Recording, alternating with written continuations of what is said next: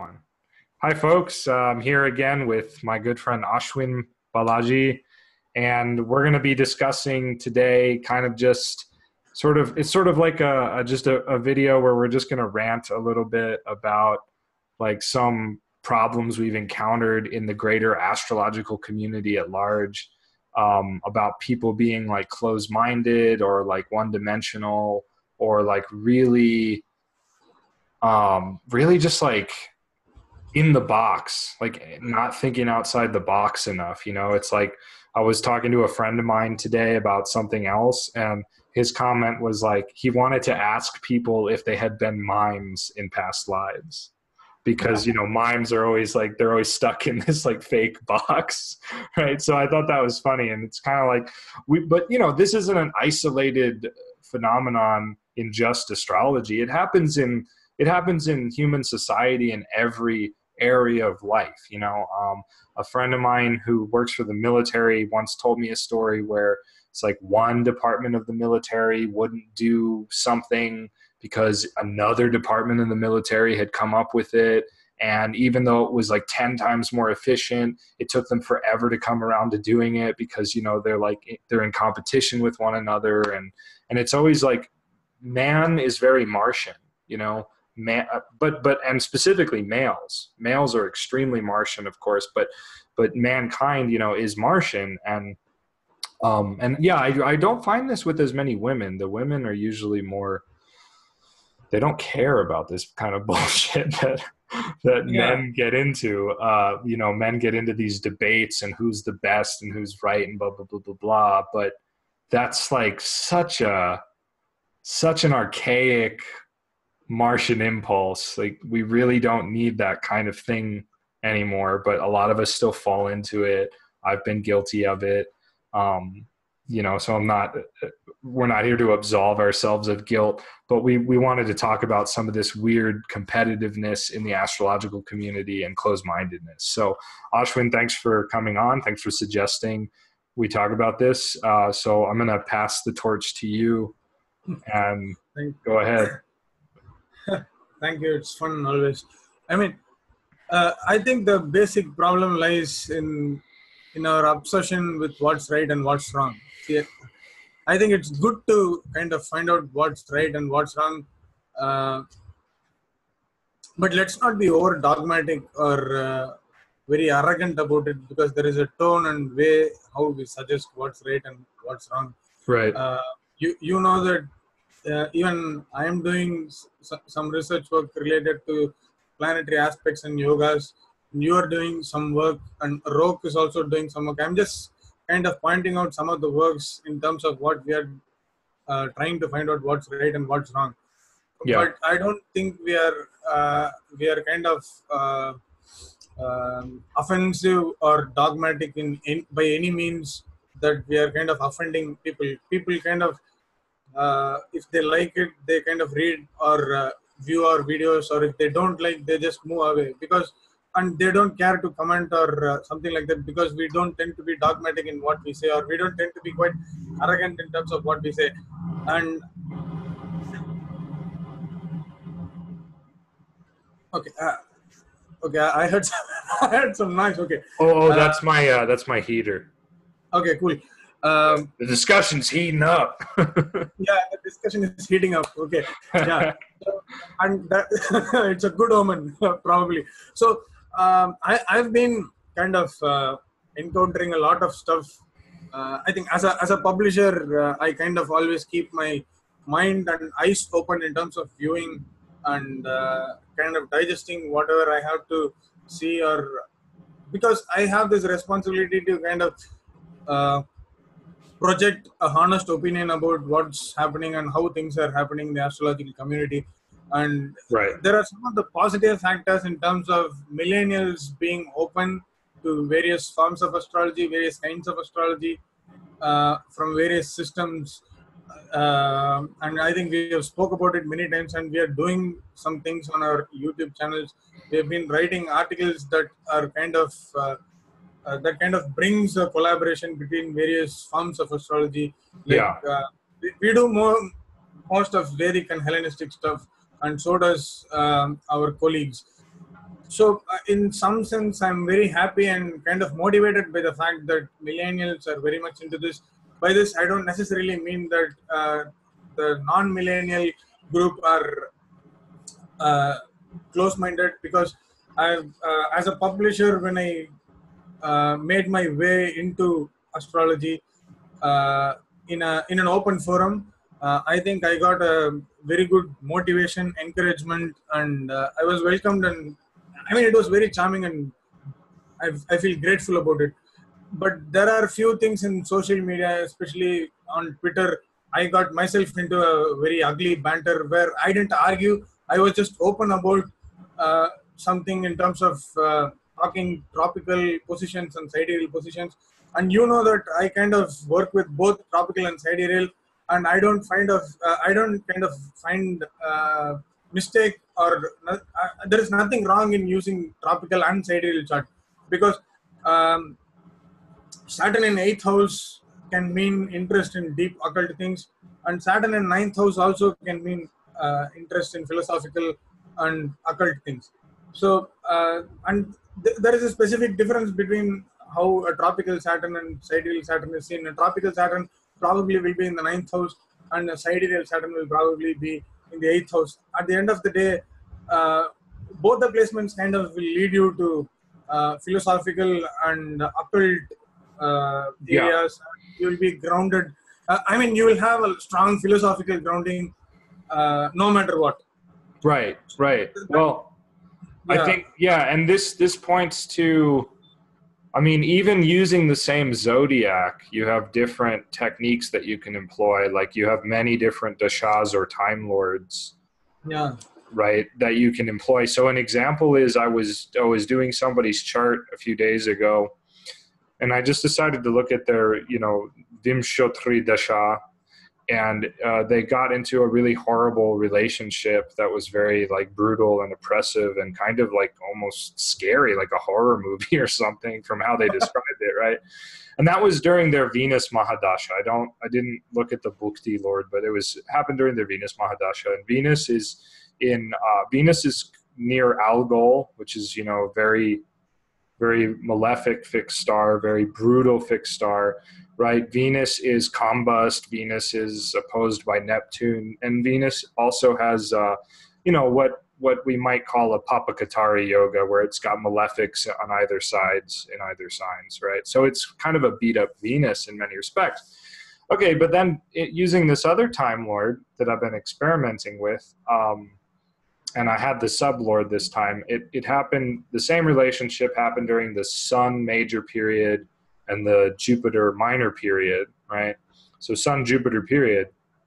Now Sun is ruling the seventh house and Jupiter's in the seventh house, okay? But the thing is that you might wonder, well, why would this happen during a Jupiter period? Jupiter's, such a great uplifting planet and all this stuff.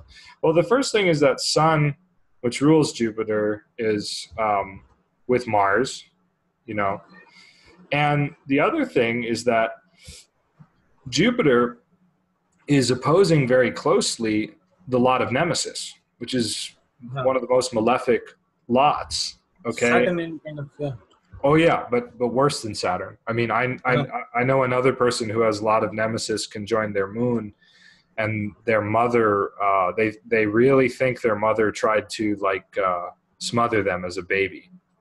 Okay. So it's Nemesis is not something to take lightly, and so seeing this, it's like, okay, well, both techniques show it, right? Sun Jupiter period shows it, but so does Venus Mahadasha, right? But they show it from different sides. So I think the problem is that we often get attached to the symbols of the chart and think that they're real. They're not real. They're just symbols, right? There's not a one-to-one relationship between a symbol and the reality, right? There's not a one-to-one relationship between Saturn in the eighth and, say, like a person's father dying, okay, or something. Yeah. Okay, instead, what it is that Saturn in the eighth could suggest the death of the father during a certain period of time.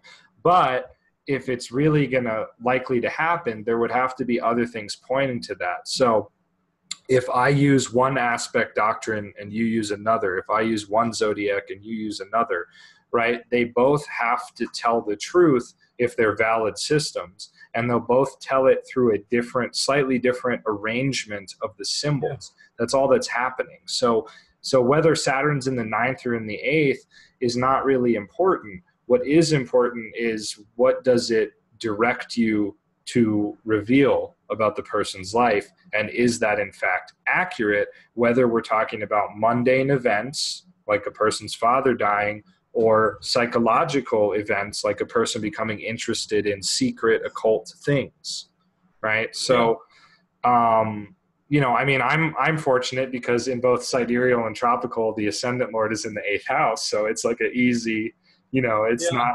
it's not that much different when it comes to the ascendant lord, right? So, but other people, there are stark contrasts, like a friend of mine where, his ascendant lord in tropical is in the sixth, but in sidereal it's in the ninth. You Ah, know, I mean, my pretty ascendant different, lord right? is from tropical to sidereal. It does, right? Yeah, there is. I have Taurus rising in sidereal and Gemini in tropical. So there is an entire shift. But I cannot argue both ways. It's not that I'm. I cannot say that I'm not Taurus. I cannot say that I'm not Gemini as well.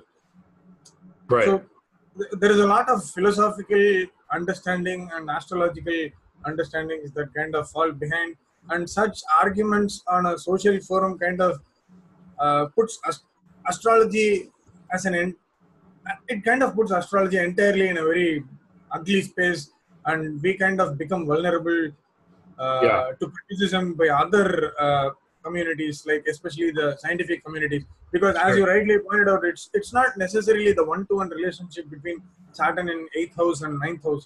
The Saturn in eighth house can kind of bring in multiple manifestations because of the various permutations and combinations that you find in a chart, and Right. it can be applicable to both eighth and the ninth house. So it's important for us to as astrologers, it's important for us to kind of, as you said, revealing the right thing, or where it is directing you to reveal the right thing. So, Right. and you cannot say that. See, basically, I got into an argument that I don't know, I don't remember the celebrity's name, but the person with whom I got into a banter in Twitter said that he cannot be a Taurus moon and a Gemini moon at the same time. Right. A person Right. could be a Taurus moon and a Gemini moon at the same time. And he says that when a person is not so communicative, I cannot agree that that particular person is a Gemini moon. And I don't respect that particular person who says a person who is not entirely expressive and good in communication doesn't have a prominent Gemini placement. And that's not true. Right. Right. Well, like, I mean, I don't have a prominent Gemini placement. I don't have any planet in Gemini, both in tropical and sidereal. But I'm dealing with things that has something to do with communication. right. Well, I mean, but it ends up being your ascendant in tropical, which gives a lot Yeah. more weight to it. I mean, in my chart, I don't have anything in Gemini in the Rashi chart except my midheaven, which is arguably an important point. But, I will talk to people for hours and hours and hours, but that's because Mercury is my ascendant lord, right? But if we Yeah. switched to sidereal, then my ascendant lord becomes the sun, and it's conjunct Mercury, right? So Okay. it still shows me talking quite a lot, right? Tropical Mercury is in Aries with the sun, and very fiery, right? So that does show the fact that in the past, and even now, it just even happens now, I will get into like kind of like bad arguments with people, or I will be very outspoken, I will be very intense.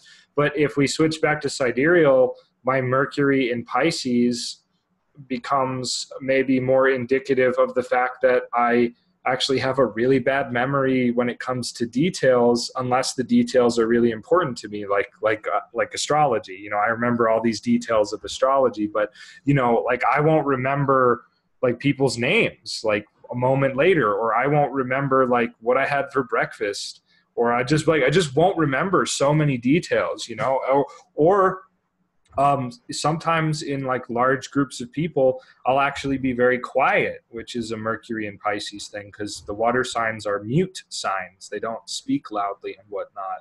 So it just depends, it just depends on what you're comfortable with and how you interpret things. A person who's really comfortable with a particular set of techniques is going to be good at interpreting the chart and bringing out what's true and real.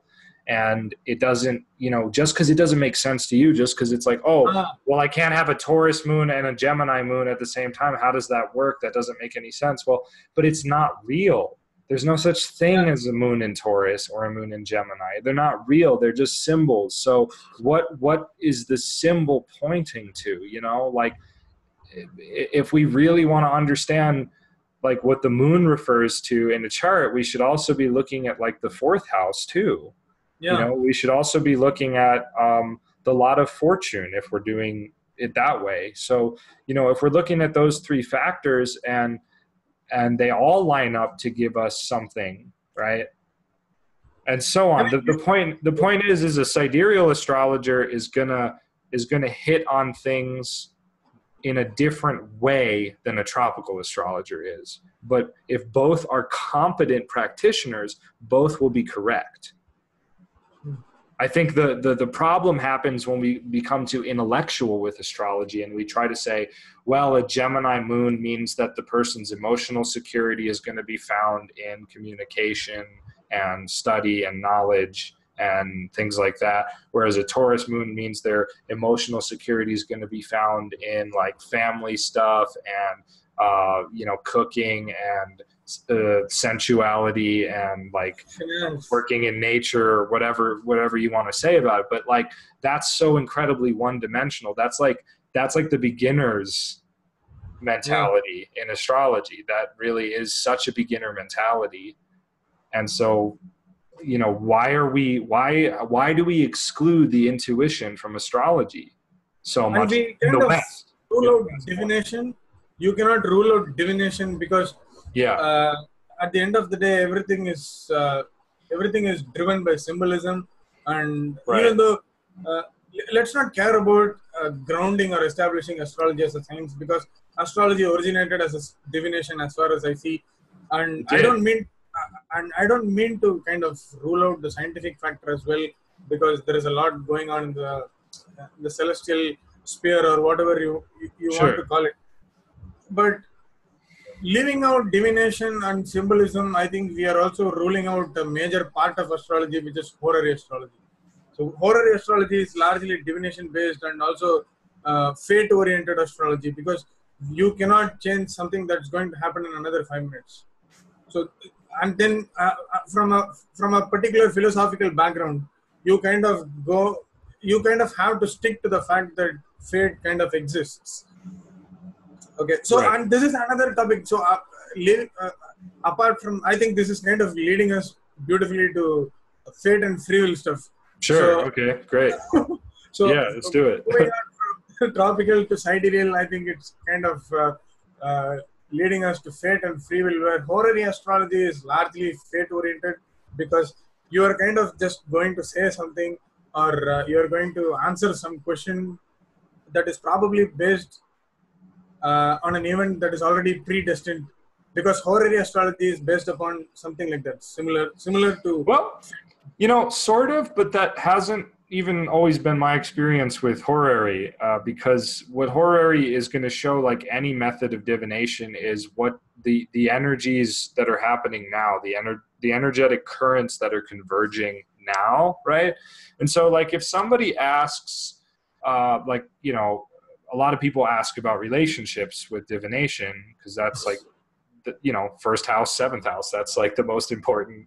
That's the thing on everybody's mind most of the time. So, I once had a person, or no, not once, sorry, but a friend of mine has asked me about relationships like multiple times, right? And so, like, a lot of the time it's like, well, man, the thing is like, it doesn't necessarily show anything happening with these women you're interested in, because like it shows that you're really just You really just want the relationship as an idea more than you want like any of these women as people, you know? Yeah. So it's again, it's like, it's just opening up. I mean, you know, like I saw this thread where people were talking about the word bhava, and it's Yeah. the root bhav, and like how it deals with state. It really means like a state of mind, you know? Yeah. I think And someone asked you this question. maybe, I think I I was following the thread. I don't know. I found this stuff on like a Facebook forum somewhere, and somebody had written this about bhava, and I was like, that's so great to read, because it really does, you know, it really does reinforce this idea that everything's from our mind. You know, everything's just from our mind. So, and then the rasa, which is the word for like, it means like taste roughly, is how it's translated, but it's really like a psychological state as well. The what's happening in those bhavas is like the rasa. You know, what's happening, like the planets in those bhavas, is like, how does your second house taste?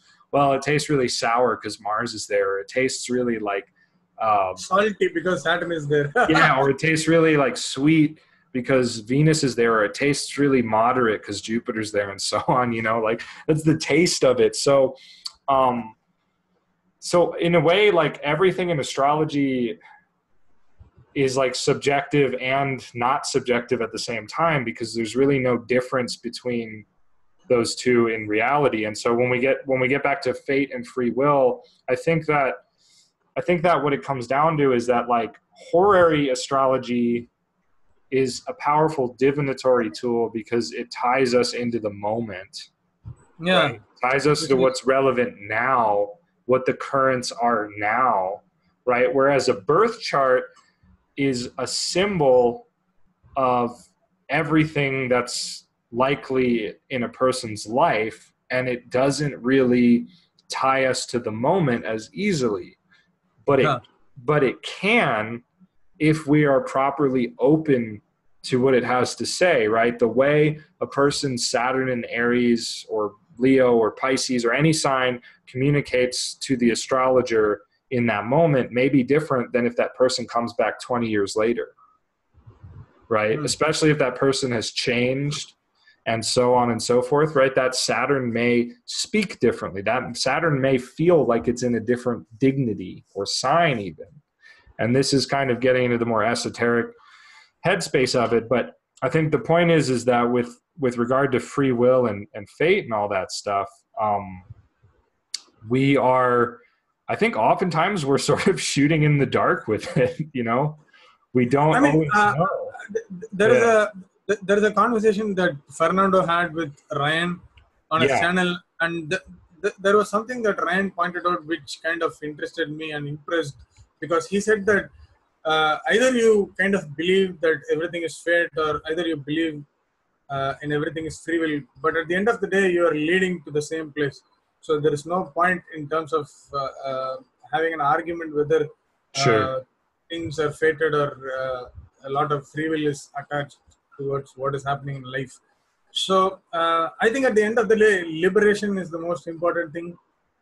Sure. So there is no real fate or free will that is existing, and we are just traveling on a path that has been given to us, which probably or hopefully is a spiritual experience.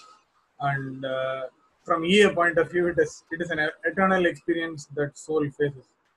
Sure. I'm Yeah, kind of having this a lot of EA dose in my head right now because of the stuff that I'm doing. there's a lot of what? EA stuff that I'm doing, so I'm kind of EA, yeah, evolutionary astrology. yeah. Yeah. Yeah, well, um no, I mean that's a good point, is like fate and free will are just concepts, you know, they're just two sides of the same coin. And I think the wisest teachers have always basically either directly said or hinted at the fact that, well, I mean, I think Plato lays it out the most clearly in the myth of Ur at the end of the Republic, where he talks about, where he explains how each soul before it reincarnates chooses its fate. It chooses its lot, like literally, like some kind of little like coin or something, right? And so it talks about souls, like this soul wanted to choose to be a king and this soul wanted to choose to be a peasant and so on, right? But it also subtly implies that the soul has a choice over these fates that it chooses, right? But these fates are already there. And the souls they cast lots to choose their lot. So, it's like if we're all rolling the dice to see who goes first, right? So maybe I go fifth, right? So that is also providence, which is divine intervention, basically, or divine will, right? So there's a certain level of providence happening in my ability to choose my fate, because I can only choose from a pre-selected series of fates, and I can only choose a fate after other souls have chosen theirs. And not only that, but I'm going to be attracted to the fate that is most in accordance with my fate from my previous life. And so in India, we'd say karma. We'd say that you can only be attracted to a set of karmas that is going to harmonize with your karmas, with your, sanchita karma and so on. So, but after that, right, you incarnate. And then basically there's this great line from that text about that like a man can escape his fate or rise above his fate through virtue, through wisdom, through philosophy, right? Philosophy being the love of wisdom, right? Virtue being the result of philosophy. And then he makes this statement, God is justified. And I love that statement because it's like, yeah, God is justified, right? Like you can go toward the path of wisdom and virtue, or you can go toward the path of selfishness and ignorance. And the more selfish we are, the more ignorant we are, right? The more we just play out what our chart says, the more we play out what a prajna chart or a horary chart says, and so on, right? So the wisest teachers have always taught that, like, and it's in the Four Noble Truths of the Buddha as well, right? That suffering exists, right? The cause of suffering is dukkha, or emptiness, right? It is possible to escape suffering or rise above suffering, and that the way to rise above suffering is the Eightfold Noble Path, which then I never remember it, but it, of course, it's just simple things like right speech, right action, right livelihood, like it's just virtue. Just what Plato talks about. It's just virtue. It's the exact same thing. It's just philosophy and virtue. So I think that's where we end up with it. And the funny thing is like the EA people tend to emphasize this idea that the soul is evolving, right? But really, there's no ancient wisdom tradition that teaches that the soul is evolving. Rather, what they teach, like what Buddha might teach, let's say, or Plato, is that what's happening is that if we liken the soul to a mirror that can reflect the sun, and the sun is the truth, then what's happening is that mirror is appears to be gradually being cleaned of anything that obstructs its ability to reflect the sun, right? So the soul was always what it was, but over time, we cleaned it, basically, is the idea. So I don't know how we got onto this, but that's basically. I think I don't have any opinion as such on soul's evolution or soul's. I mean, soul's journey is true, but I'm not sure if soul evolves because I've not done a lot of evolutionary astrology stuff. I've not read anything, but the concept that no ancient philosophy or teachings say that talk about soul's evolution is probably true. Let me correct that. None of the ones I've encountered, right? I haven't found it in the Quran. I haven't found it in the Upanishads. I haven't found it in all the other stuff I've read. So I just haven't found it. So maybe it's there, but that's what I'm kind of leading up to. Yeah. So maybe it's there. Maybe that's the finding that evolutionary astrology has done to the philosophical and astrological community.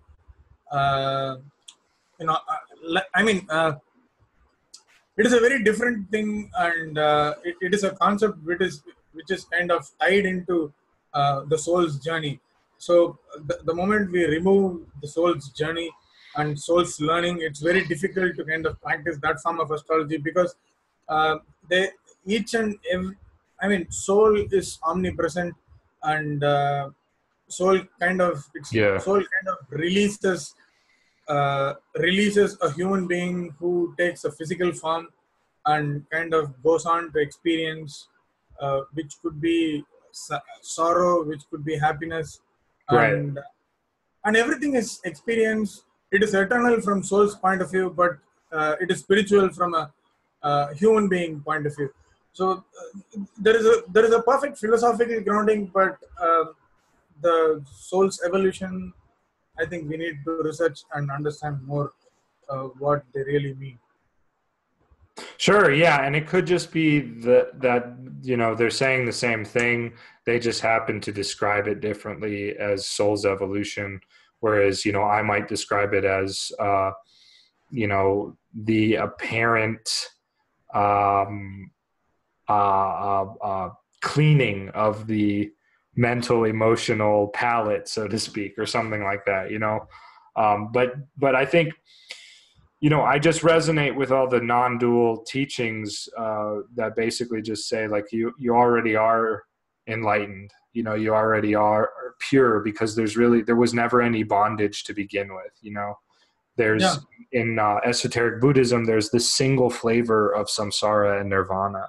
They're just concepts. They're an apparent duality, but they never really existed, right? They're a single taste, a single flavor.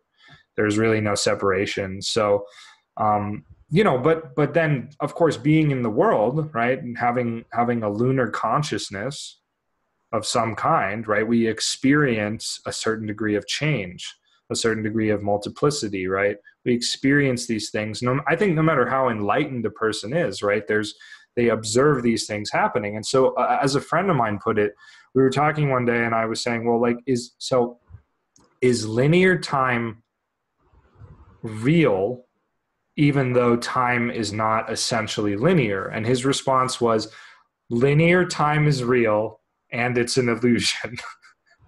And I love that because illusions are not unreal, but they're illusions. yeah, And there's a great guitar album that I used to listen to a lot in high school that I still okay, love by Steve Vai that's called Real Illusions Reflections.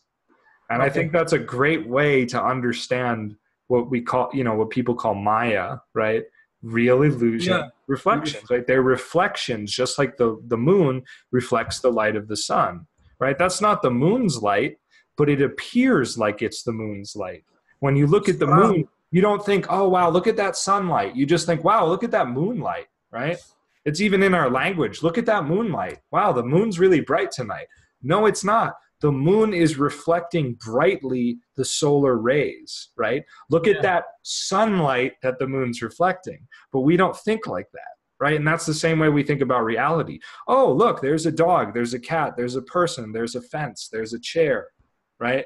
No, those yeah, are just concepts that we have created to demarcate things and separate things. In reality, oh, look, there is the divine, you know, being the divine in everything. That's the reality of it, right? But we are, for the most part, there's a veil over our eyes. And so I think that the most powerful thing that divination and astrology can be used for is yoga, right? Is real yeah, yoga, is real leading people out of the cave of ignorance, like Plato talks about in the Republic, leading people out of the cave and into the light where they can see the sun, you know?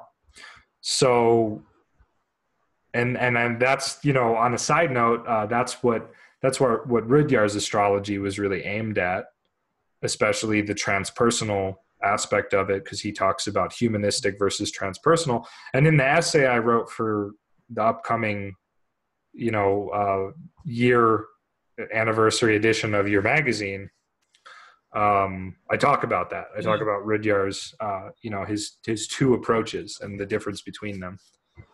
The transpersonal approach. Okay, yeah, yeah, yeah. Yeah, because they're slightly different. Yeah, the humanistic approach is more about helping the person to create harmony as they like live as a member of a particular culture and so on. Whereas the transpersonal is about aiding the person to become more than what they are, you know, to really become, or you could say to become what they always were, you know, which is basically Okay, yeah, you the can put it either undying way. divine principle that governs all existence, you know, that kind of Advaita Vedanta type teaching. Advaita Vedanta, yes. And there is one more thing that you can find that all as you were talking about the uh, all these things that Plato said. Finally, what where we are arriving is that all those who believe that soul and human beings are kind of one entity, we are kind of attached, and we are kind of subconsciously drinking the Den Rudyar kind of astrology, which is kind of pouring into our head. Sure. So, so that's what I feel when we talk about consciousness journey of a human being or whatever it may be. There is a lot of philosophical and not necessarily religious grounding, but entirely philosophical and personal experiences and beliefs that a person has to undergo with as a part of his astrology. And I think it has a lot of bearing in how a person does astrology, which is why Yeah. Dan Rudyard kind of influences and impacts the kind of astrology that I do.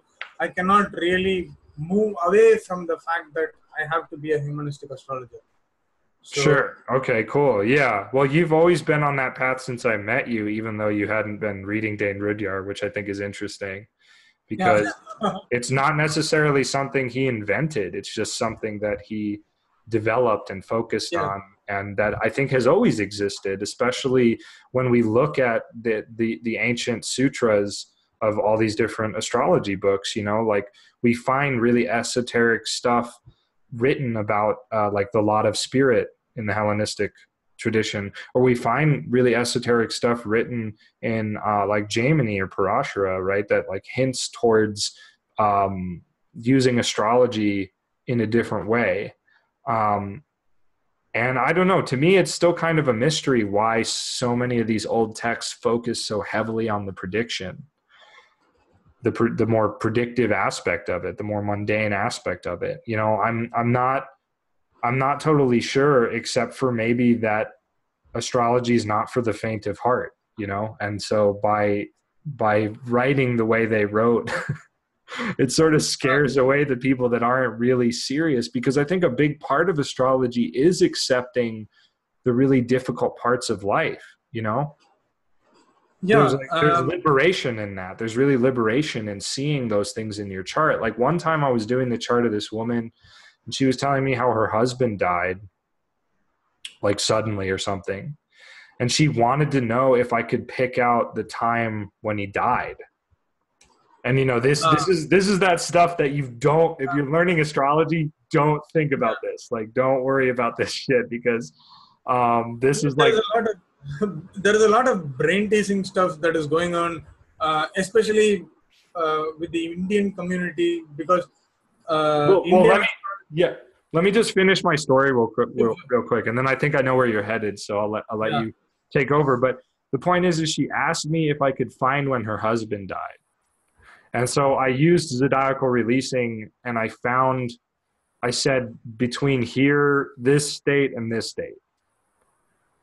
And she was like, yeah, that's right. That's right. And I think that for her, that was really helpful, because on some level, it may have allowed her, even if it was just on a deep subconscious level, it may have allowed her to accept that this was something beyond anyone's control. Because if I could find it in the chart without her telling me when it happened, you know, to her mind, that means that there was something greater at work, you know?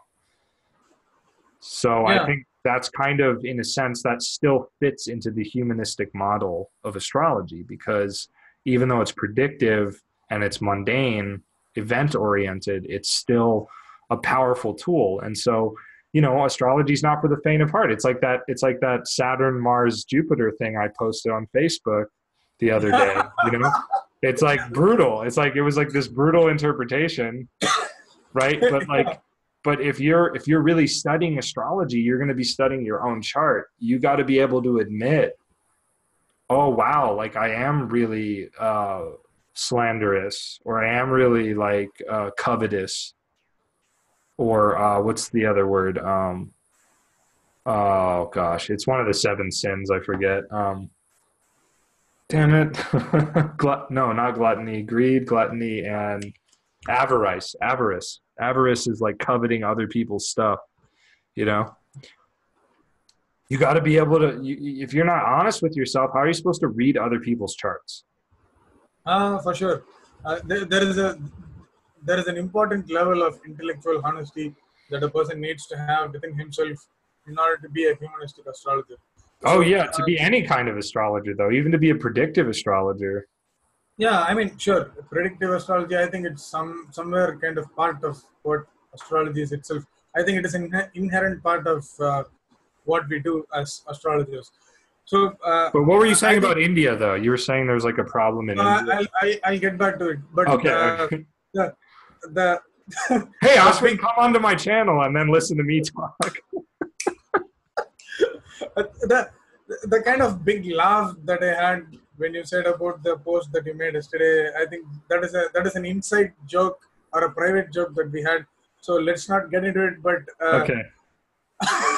Yeah, let's not. yeah, let's not get into it.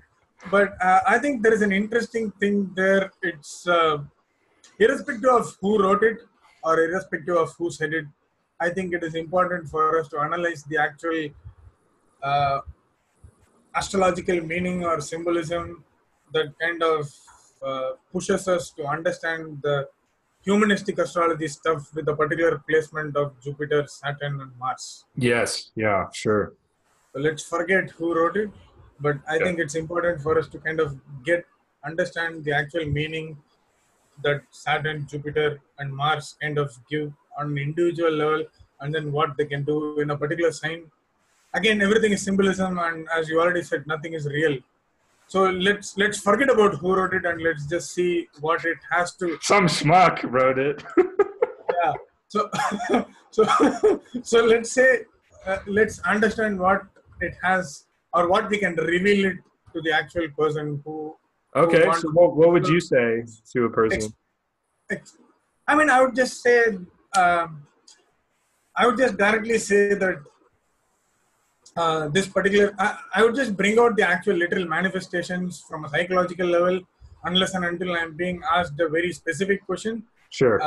about a specific topic. I would just answer from a psychological point of view, based upon what a particular placement symbolizes. So I think that's the proper humanistic approach that I have had. I don't know if it is proper, but I think that is the humanistic approach that I've had, because I cannot defeat the purpose of a person's need to have a reading, Yeah. because I need to understand why he needs a reading. So if I don't have a particular topic based upon a question to answer, I think I would take the psychological approach of what Saturn, Jupiter, and Mars. Right. So, I mean, yeah, like what I might say is that a lot of their energy, a lot of their initiative and their actions are tied up in um, social issues, like broader social issues. They might find that they get caught up in those social issues.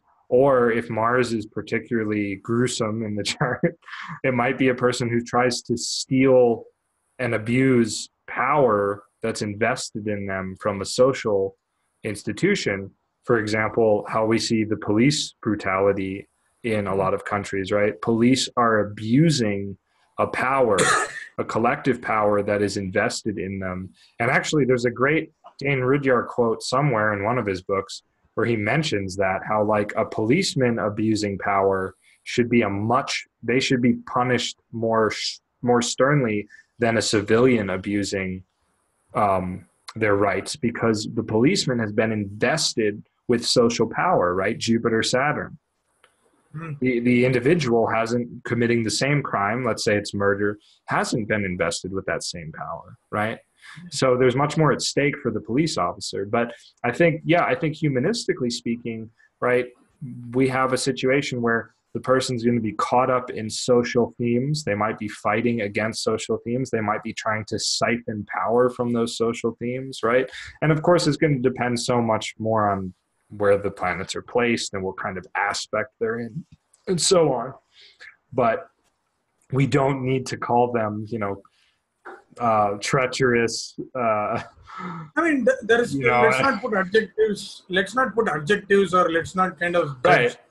I think everything is an approach, and we are not dogmatic about our own ideas. So let's just kind of put our right, ideas to the public forum, which probably is the right way.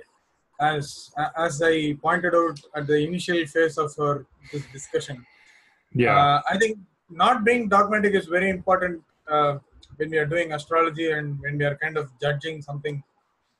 And we all have been judgmental at some point of times, especially something related to techniques of astrology. But I think there is a tone in terms of how we say. But on an overall ground leading up to the astrological community, I think things have been very open. I think it has been open. So the TMA's founder Tim Thacker said on Chris Brennan's interview, he said that astrological community is much more open and wide today than it was like 20 years before. And we are talking about the experience of a person who has been around for 30 to 35 years, and who has been the major publishing giant in the community. So wow, I think that that is one of the most encouraging things that we can take as apart from whatever issues that we pointed out in terms of the philosophical approach and yeah, philosophical surroundings, ideologies in terms of being a humanistic astrologer or a predictive astrologer, or using tropical or sidereal zodiac, or using whole sign house system or quadrant house system. But all these really doesn't matter if we are kind of open-minded and not, at least be a little bit open-minded. It doesn't matter if you're close-minded, but being a little bit open-minded kind of gives us a lot of interesting perspectives into how things are being viewed on the other side of the spectrum. So as it is, for example, you are placed somewhere at least, I mean, thousands of miles away from India, and you're doing Indian astrology, and I am placed thousands of miles away from like Hellenistic region, and I am doing Hellenistic astrology. So I think that is right. one of the most. Actually, though, I think you're closer to like the places where Hellenistic astrology emerged than most of us in America are. Yeah, maybe yes. I'm kind of. I think I am even more closer to Egypt. So Yeah, I think you are. And that's another topic I have talked about a lot, or I don't know if I've talked about it in videos, but that we really need to stop with um, this artificial division of astrology into these camps of East and West. Like there is no Western astrology, there is no Eastern astrology. There's just astrology, and the Hellenistic astrologers and the Persian astrologers who came after them, they're not Westerners as we understand the West today. Right? Europe and the West, these are fairly modern concepts. These are fairly modern ideas. They've existed maybe in some form only for the past 200 or 300 years, yeah, if even that. I mean, I'm being kind of generous with the years there, but the point is like, I mean, I don't know. I find it tiresome to hear people talk about Hellenistic astrology and Persian astrology as the Western astrological tradition, like myself, because it's just, why do we have to call it that? You never heard Indian people saying, "Oh, that's your astrology and this is ours." It was only like people in the West, in America and in Europe, that were like, "Oh, hey guys, this is ours. This is Western, and yours is something different." And I just I think cannot stand that. It's just so fucking stupid. And this is my channel, so I'm going to say that. Like, it's just so utterly stupid. It's such a subtle, it's such a subtle thing, but the devil's in the details, you know? I mean, it's even I don't want to attest or prefix astrology with east or west, and I've never been a big fan of it. I think it's okay to kind of call or prefix astrology based upon the region from where it comes from, but Yeah, sure. yeah, because Hellenistic kind of directly signifies that particular region, and Vedic signifies the Indian subcontinent. So it's good, but I don't know if calling Eastern or Western astrology and calling this as my astrology and calling that as my our astrology is probably very childish or I don't think anyone has ownership over astrology. So No, no, it's let's ridiculous. And people do the same thing. They do the same thing with Hermeticism and Kabbalah and whatnot. They try to say that that is somehow a Western tradition. There's nothing Western about Kabbalah, especially if you listen to people recite Hebrew. There's nothing Western about it. It does not sound similar to German or French or Italian or or English or Latin. Okay, it's a Semitic language, you know, and you know the Hebrew language is as old as time itself, but you know where it comes from as far as mainstream history is not anywhere near what we call the West today. Okay, it is not Western. Stop using these terms. Just call it what it is. It's Kabbalah. It's Hermeticism, right? It's Greco-Egyptian mystery schools. It's Indian. It's Vedic. It's Upanishadic. It's Puranic literature. It's Taoist literature. It's, Asatral, which is the Germanic, esoteric system. It's Celtic. It's Druidic. It's, Hopi. It's, what Mayan, whatever. I Can think we stop? I think you just have like 9 or 10 more esoteric systems to Yeah, mention. So right. It's covering the Toltec. It's whatever. Like, can we just treat it as what it is and stop getting so obsessed over like the problem? No, but the problem is, and this is like now I'm going on a tangent, but this is a video for another time and day, and so I'll just leave it here. The problem is that people in the West don't have any culture anymore. They've divorced themselves from their culture. They've divorced themselves from their roots. So they steal other people's culture. And that's why we have beer yoga in America. And we have yoga with where goats are running around, which is really disturbing and really kinky, in my opinion. There's something not quite right about that. Downward dog with goats, literal goats running around. I mean, I think a lot comes from, gives new meaning to the word horny. Okay, it's like, Jesus. But this is what you have, like people in other cultures, like in India, where you guys still have. I mean, you have your problems, I know, but you still have a connection to an ancient religion and culture. You still have a connection to it, you know. In European and American, culture, that doesn't exist really anymore. Not in the mainstream, you know. okay. I mean, the average. I think Yeah. the Anyway. influence from a lot of influence comes from colonialism, where people have had to uh, the Europeans or Westerners Yeah. kind of colonize, and they kind of ruled over particular places, and they kind of had to take up a lot of things or pick up a lot of things from where they actually made a colony.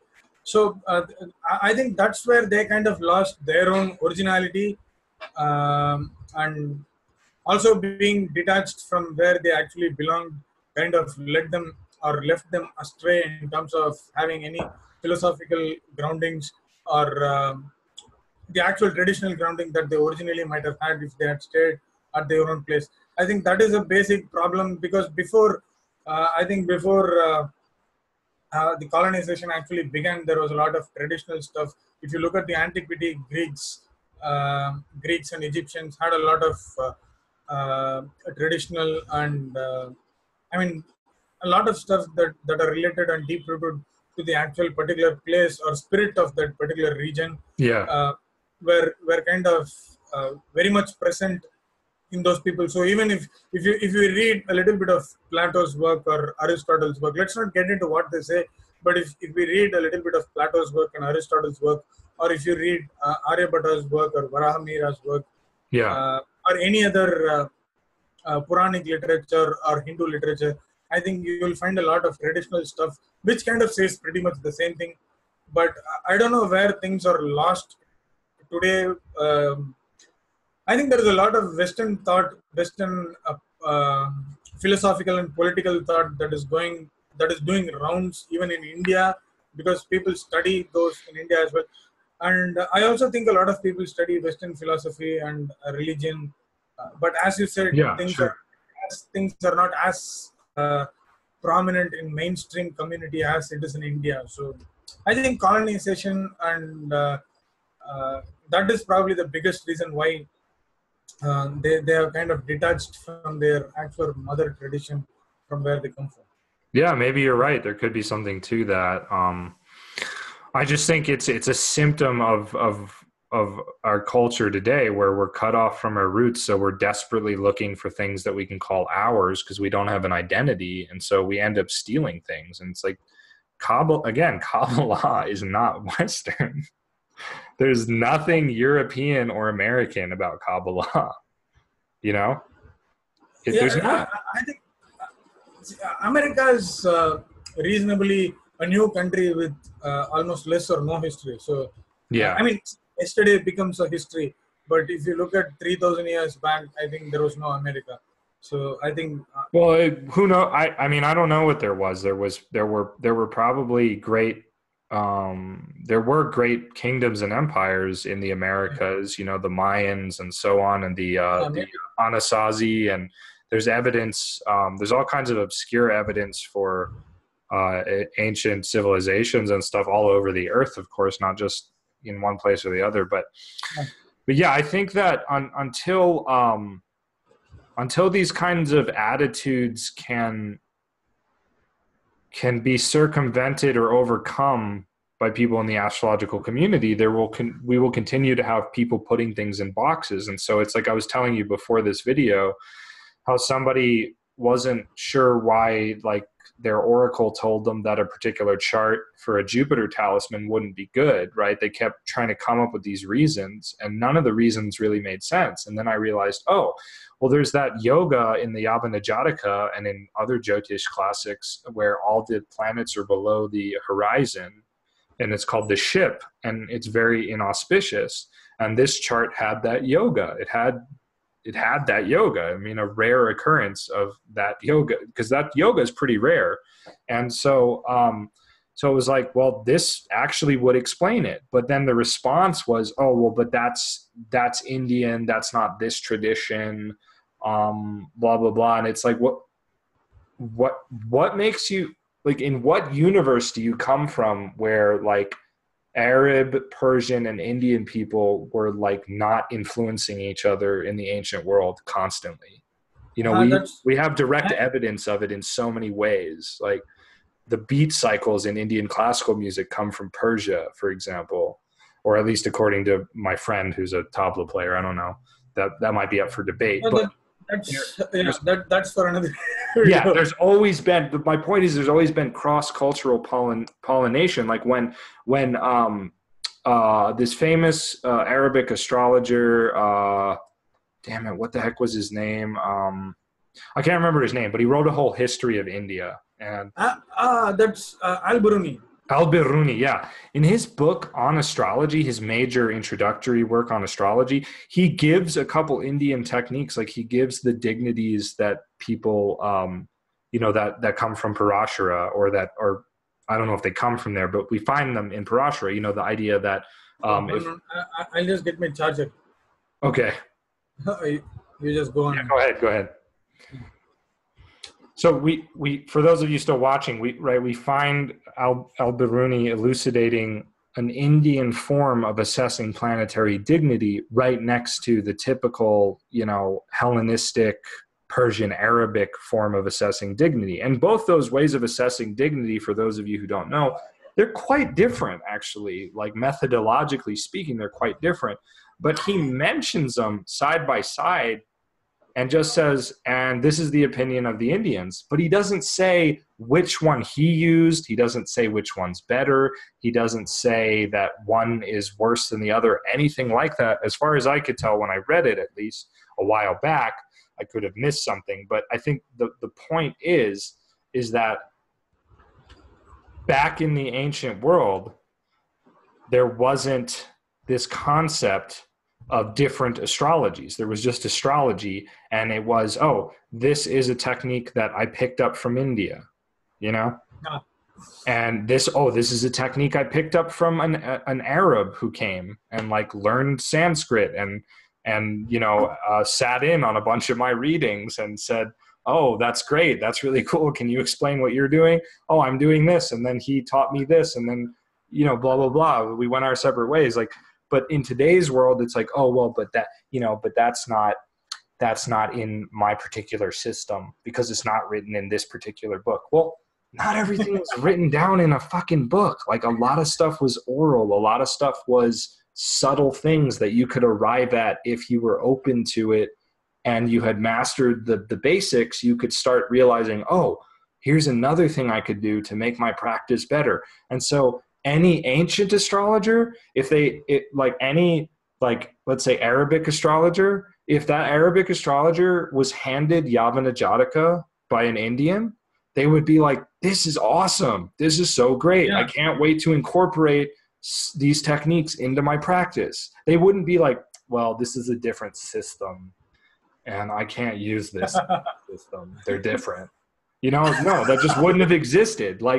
So people shoot themselves in the foot constantly with this putting everything in a box crap. And yes, there are some techniques that you don't want to mix because it becomes like a big clusterfuck. Like you don't mix Jaimini techniques with Parashara techniques except very carefully, because if you don't know what you're doing, you're going to be really confused because you're going to go, oh, Saturn is in Aquarius aspecting this planet in Leo according to Parashara, but according to Jaimini, it's not aspecting, right? So again, if you don't understand how the systems work, then you cannot meaningfully combine them. But if you understand how they work, you can meaningfully combine them. And it's becomes very simple and organic to do so, instead of this idea of like, oh, well, it's not in this book from the 9th century, so therefore it must not work. That has to be the dumbest thing I've ever heard ever. Well, not ever, but one of the dumbest things. Anyway. But the ancient world was much more connected, and there is a lot of back and forth movement that people did. And it is not as it is. It's lesser today, I think, because it was much more than we can imagine during those days. See, imagine a book or a work like Yavana Jataka that's being done in the 2nd century, and it is kind of a cross pollination of Hellenistic, probably Arabic and Indian. And definitely Indian. I mean, there's so much in that text that is Indian for sure. Yeah, I just found glitches of Hellenistic, but it's entirely Indian with little bit of glitches of the Hellenistic tradition. Yeah. So there's subtle things too. Like there's a whole chapter that Fernando and there's a whole series of chapters we're going to be talking about where it's like a chapter on horary actually. And so we're not sure like why it's in there, because it's kind of different. But there's this whole part about like interpreting thoughts based upon what planets are in the angles in the horary chart. And that's very Hellenistic as well. That's a very Hellenistic idea. So it's very subtle. There are very subtle things like that. But yes, I would say overall it is very much uniquely Indian. And it is not. But still there is I meant to put Yavana Jataka as a classic example of cross pollination during the antiquity. And Oh, yes. Okay, cool. w- Yeah. with a lot of technological advancements at this point of time, I think there is a lot of scope to kind of bring various traditions together and do astrology. Let's find out what works for us and what doesn't work for us. But Yeah. let's not be dogmatic about the fact that if it doesn't work for me, it doesn't work for anyone. So that's what I Yes. think. I'm again leading back to the Twitter banter that I had. That particular person was, I mean, he was totally close-minded and he was not ready to listen or understand what the other point of the other side says. So then there is no point in kind of speaking, and I just left the argument. So it's good to be a little bit open, and if it doesn't work for you, fine, it doesn't work for you, but it might work for someone else. Yeah, And it, we should all be open. We should all be open-minded, truly open-minded, but people don't know what that means anymore, you know? I mean, open-minded means that if you tell me something, I consider it and contemplate it for what it is, not for what I think it is, not for how it affects me, not for how it clashes with my opinions, but for what it actually is, you know? So, I think clashes with opinions is the most important thing. So yeah. I think that's where the problem arises, because uh, this kind of leads or ties in with the classic tropical sidereal zodiac, because uh, let's say a person has a Cancer Jupiter in tropical and Gemini Jupiter in Gemini Jupiter in sidereal. Yeah, that's So me. people kind of, people kind of get attached to the strong or a good placement of Jupiter in Cancer, and that kind of becomes a sole reason for Right. discussing sidereal stuff, and that's not how it works. Right. Well, like in my case, for example, Jupiter is in Cancer and tropical, so it's, you know, very good condition.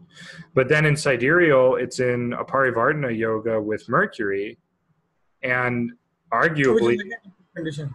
makes it a very good condition, right? So what's you know, is it really different? I mean, I mean, what I'm trying to say is like, let's not worry about the particular placement or yeah. the strength, but let's see what it symbolizes. That's what I'm trying to. Yeah, what does it really point to Yeah. So symbolically? I think, Yeah. yeah, I think you have been open. The the example of Jupiter in Cancer and Gemini is purely coincidental with your chart, but I think you have been one of the most open people that I've encountered. So Oh, at well, least thanks. at least I've been I'm kind of happy from that point of view. So Cool. Yeah, I think you're very open too. You're generally one of the only people who I can bring a lot of these ideas to who actually is interested in them and doesn't just shoot them down. So that's yeah, I been, mean I don't criticize things right away or openly. So I kind right. You of think about them and see what they are. And I just want to be clear, like for anyone watching this, I'm not calling anyone stupid or idiotic. I'm just saying that certain ways of thinking are idiotic, right? are So absurd. yes. So, you know, my example from before and whatnot, I'm not calling anybody an idiot. It's just that I'm saying I think that these ways of thinking are stupid. They just create limits where there don't need to be any, you know? Yeah. But you know, it's like when I got my degree in college in guitar with a special, and I specialized in classical guitar, and I did a lot of Baroque music, a lot of Bach specifically. And you know, when I was first learning it, my teacher was saying, you have to learn it. You need to learn it so that you understand it first. Then, once you understand it, you will also be able to make interpretative changes that will be tasteful, that will be musical, that will be, you know, more profound than if you just do whatever you want with it in the beginning because you don't know anything about this music. You don't really know, right? So I learned it the way my teacher explained it. I learned it the way he explained it, which was actually very logical and open-minded, right? But still had a foundation to it. And then later on, I started doing different things with it. Which were not necessarily kosher, meaning most people didn't accept them, right? Because they had certain ideologies about it. Ah, They had certain fixed ideologies of like, no, you should only play Bach like this. And it's like, but that has nothing to do with what it really is. That's your opinion about it. That's a predominant yeah, trend of playing Bach, right? So my point is that in relating this to astrology, if you learn the foundations, if you learn the basics and you understand them, you can do whatever you want because you will be able to do it based in logic, not based in opinion. And those are very different things, right? So many people are afraid to go past the basic level because people find something that works and then they're afraid to change it. This is why the Beach Boys broke up, right? Because Brian Wilson wanted to do more experimental things with the music, and the other guys were like, oh no, man, we've got this really great pop sound going, like we're popular, got a lot of money, the girls like us, like why do you want to change it? You know, it's like, so I feel like this is the history of every time somebody's innovative, right? and that's very close to astrology because people Yeah. are used to what they're doing, and I mean, being used to what you're doing is probably the biggest enemy to be close-minded, or biggest enemy to be open-minded. Yes. Yeah. So anyway, I think that what it comes down to is both of us got to stop throwing pearls before swine. You know, we should reserve these insights we have for people like ourselves who are like-minded, and not people who are just going to be like, well, this is my system and I don't like that idea and just go away. And you know, like it's Yeah, just not. So that's, I think that's the moral of the story. And um, unless you have anything to say, I think this is a good time to end the video. yeah. Cool. Open-mindedness. Let's end. Open-mindedness, guys. So yeah, I hope this was enjoyable. And you know, check out Ashwin's YouTube channel, Celestial Vibes. Right, check out his magazine, which is awesome, which I've been writing for since it was inaugurated a year ago, roughly. And you know, check out my website as well. Both our websites, blah blah blah. Check that all out, and you know, purchase lots and lots of readings from us for yourself, for everybody else who needs them, um, Yeah. or just stay tuned for more Videos. videos, philosophical rants, and astrological insights. All right. Anything and everything. Yeah, cool. Okay, well, thanks again, Ashwin. I'll Thank see you you. next time. Bye bye.